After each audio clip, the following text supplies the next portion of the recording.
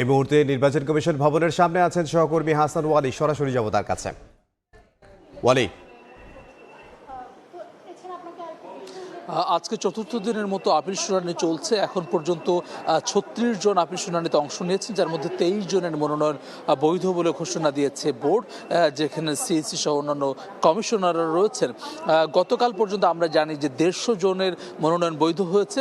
645 জন আবেদন করেছিলেন আপিল শুনানির জন্য। আজকে এখন পর্যন্ত 23 জন হলেন এবং এটি বিকেল 5টা পর্যন্ত চলবে। এর মধ্যে কিছুক্ষণ আগেই জাতীয় পার্টি 14 দল সহ অন্যান্য শরিক যারা আওয়ামী লীগের সঙ্গে ছিলেন, তাদের যারা বৈধ হয়েছে প্রার্থী, তাদের প্রার্থিতা বাতিল করার জন্য স্মারকলিপি দিয়েছে জুলাই ঐক্য। তারা মিছিল যোগে আগারগাঁও থেকে আসে এবং যেটা ইসলামিক ফাউন্ডেশনের সামনে পুলিশের বাধার মুখে পড়ে একটি প্রতিনিধি দল তারা স্মারকলিপি দিয়েছেন।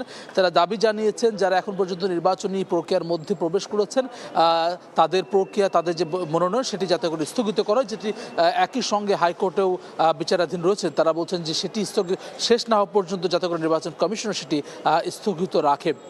সব মিলিয়ে নির্বাচন কমিশনের যে কার্যক্রম সেটি কিন্তু চলছে। আমরা সকাল থেকে দেখেছি দেশের বিভিন্ন প্রান্ত থেকে প্রার্থীরা এসেছেন। আজকেও 70 জন প্রার্থী যে আপিল শুনানি সেটি অনুষ্ঠিত হবে। এর মধ্যে বেশিরভাগই আমরা দেখেছি স্বতন্ত্র প্রার্থীদের মধ্যে কিন্তু নানান ধরনের অভিযোগ রয়েছে।